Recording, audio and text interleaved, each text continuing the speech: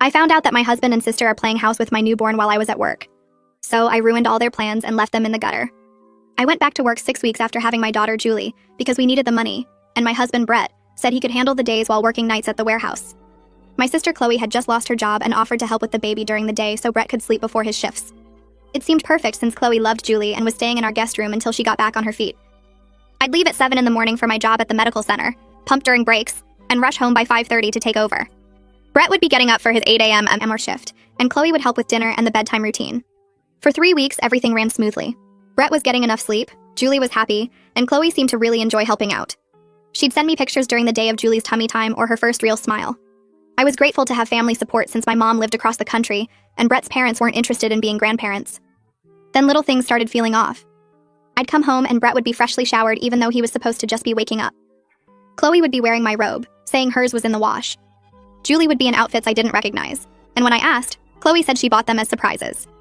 Brett started criticizing how I did things with Julie, saying I was holding her wrong or feeding her too much, which was weird since he'd never cared about baby stuff before.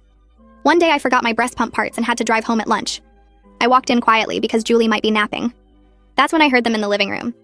Brett was laughing at something on TV while Chloe was folded into his side on the couch, Julie sleeping on her chest.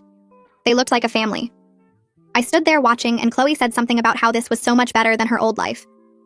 Brett kissed the top of her head and said they made a good team. Neither of them saw me. That night, I tested them. I mentioned how tired Brett looked for someone who'd been sleeping all day.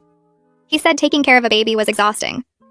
Chloe jumped in saying Brett had been so hands-on with Julie, doing all the feedings and changes. But Julie was exclusively breastfed from bottles I pumped, and I'd been marking them. Half weren't being used. They were giving her formula. When I asked about it, they said Julie seemed hungrier than what I was providing. They'd made that decision together without asking me. The next morning, I called in sick but left the house like normal. I parked down the street and waited an hour before walking back. The door was locked, which was weird because I never locked it when leaving. I used my key and found Brett making breakfast in boxers while Chloe sat at the table in my silk nightgown, the one Brett bought me for our anniversary. Julie was in her bouncer between them. They were discussing weekend plans like I didn't exist. When they saw me, Brett grabbed a shirt and Chloe pulled the nightgown closed. I asked why Chloe was wearing my clothes. She said she'd spilled coffee on her pajamas. They looked at each other, having some silent conversation. That's when Julie started crying and they both rushed to her. Brett picked her up and started bouncing her the way I do. Chloe grabbed the bottle I'd prepared and handed it to him. They worked in sync, like they'd been doing this routine for weeks. I realized they had been. Every day while I was gone, they were playing house with my baby.